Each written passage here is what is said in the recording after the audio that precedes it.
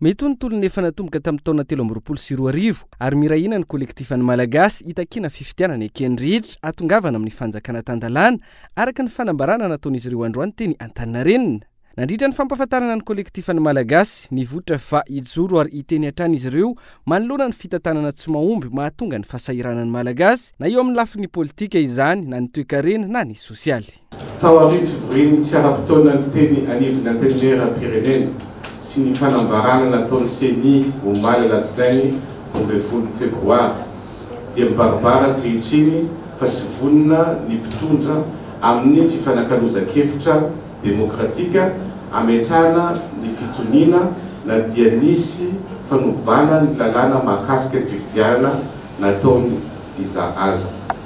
Takina trany ny fanadiovana tsy misy atakandro ny lisym-pifidianana sy fanatsarana ny lalam-pifidianana ampanjakana ny fahamarinana sy ny tany tandalana ary mampanjary ny tena demokrasia eto Madagasikara.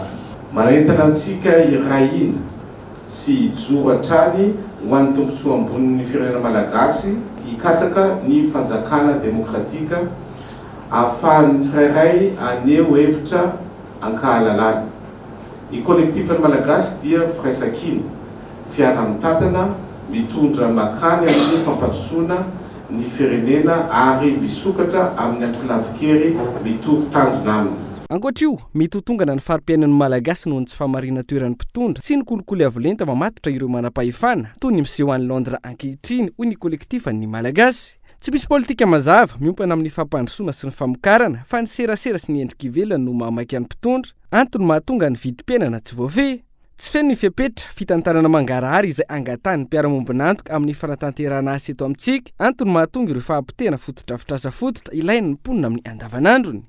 Ireo olana ireo izay tsy ho voavana mbola atao anatin'ny 3 taona aza ho ny fanambaran'ny kolektifan'ny malagasy. Izy ireo izay manameloka ihany koa ny fanapotehana ireo orinasa-panjakana toy ny kaompania mpitaterana Air Madagascar, ny orinasa Jirama sy ireo mpandrara malagasy kitro ifara ny fampandrosoana. Ny kolektifan'ny malagasy izay anohy sy anamafy ny tolona natomboka ny taona 2022. Efa fantatsika efa nisy foana ny antso na nataon'ny mpiara-miombonantoka amintsika na ny firaisamonim-pirenena na ny antoko politika maro samihafa ny hoe isy ny fampidiniana nadiovana ny tokotany mpifidianana.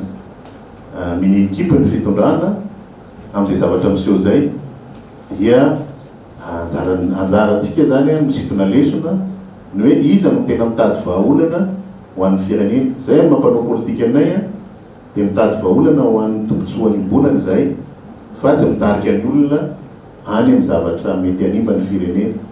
Androany tsy lavorary io raha io ny kely rehetrarehetra dia minoy anareo fa tsy lamina ny fifidianana rehefa aveo satria tsisy anaiky mahay moramora tsony no hoe hangalaranao vato sy anotigodinanao vato. Mety mivadika endrika hafa ny tolona satria mety tsy kolektifa ny candidat latsaka filoham-pirenena tsony io fa kolektifa ny malagasy ray manontolo mihitsiny zay andray anjara amin'ny fiainam-pirenena manomboka izao ary zay ny antony mitsangana.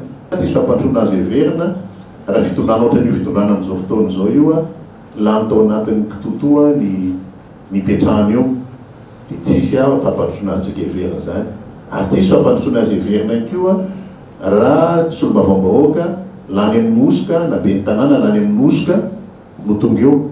Nareo hoe mieritreritra fa raha hoe any amin'ny be ny tanàna any ka anaovana hitsin-dalana ohatran'ny atao tamin'ny teo ny valim-pifidianana dia hipetra-potsiny amin'izao ny olona.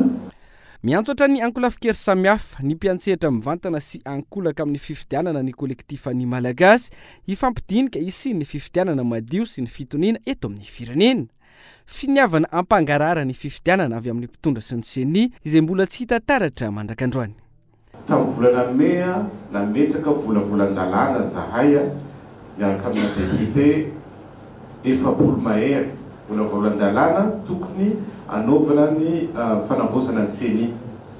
Article anaky 7 monja io dia nandalo tamin'ny gouvernement le izy dia rehefa miverina tato amin'ny Assemblée nationale na hoe ho alefa aroso zany zay tokony vita taloha amin'ny fifidianana teo iny dia tsy nalefa an'zareo.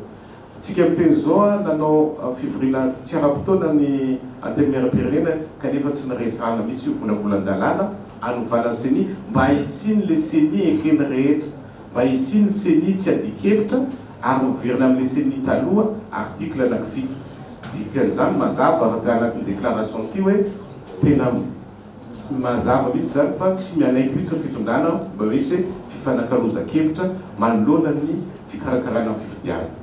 Namafisin'ireo mpikambana eo anivon'ny kolektifan'ny Malagasy fa fanohizana ny tolony efa nataony taona 2024 tolom-bahoaka misokatra amin'ny hery-velona sy ankolafikery rehetra mitovy tanjona mitovy fomba fijery ho fanavotana ny Madagasikara izay latsaka ankaterena ankehitriny isy ny fifidianana madio sy mangarahary ary ho fampanjakana ny tany tandalana no antom-pijoroan'ny kolektifan'ny Malagasy.